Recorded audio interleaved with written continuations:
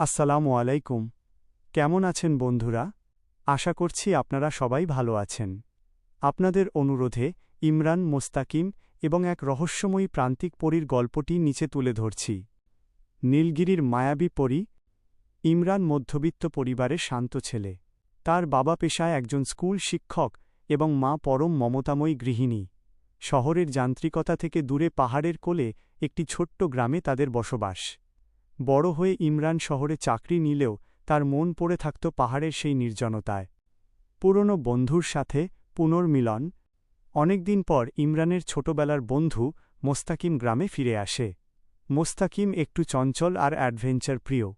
একদিন বিকেলে দুজনে মিলে গ্রামের শেষ সীমানায়, যেখানে ঘন জঙ্গল আর ঝরনার শব্দ শোনা যায়, সেখানে ঘুরতে যায়। মোস্তাকিম বলল, জানিস ইমরান, লোকমুখে শুনেছি এই ঝরনার ওপারে পূর্ণিমার রাতে নাকি এক প্রান্তিক পরী আসে। সে নাকি বিপদে পড়া মানুষদের সাহায্য করে। ইমরান হেসে উড়িয়ে দিলেও মনে মনে এক ধরনের রোমাঞ্চ অনুভব করল।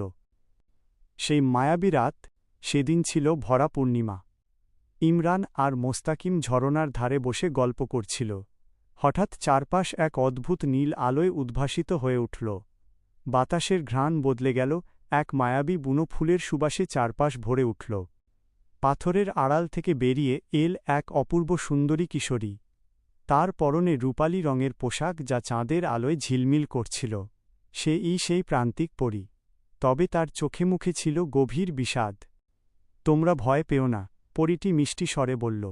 আমি এই পাহাড়ের রক্ষক। কিন্তু মানুষের লোভের কারণে আজ এই পাহাড়ের প্রাণ প্রকৃতি ধ্বংস হয়ে যাচ্ছে। আমার জাদুর শক্তিও কমে আসছে। একটি মহৎ উদ্দেশ্য। পরীর কথা শুনে ইমরান আর মোস্তাকিমের মন ভিজে গেল। ইমরানের বাবা মা সবসময় তাকে শিখিয়েছেন প্রকৃতির যত্ন নিতে। ইমরান পরীর কাছে জানতে চাইল তারা কিভাবে সাহায্য করতে পারে। পরী জানাল, পাহাড়ের চূড়ায় একটি প্রাচীন বৃক্ষ আছে যা শুকিয়ে যাচ্ছে। যদি কোনো পবিত্র মনের মানুষ সেখানে জল দেয়, তবেই আবার পাহাড় প্রাণ ফিরে পাবে। ইমরান আর মোস্তাকিম পরীর নির্দেশমতো সেই দুর্গম পথে যাত্রা শুরু করল। গল্পের পরিণতি।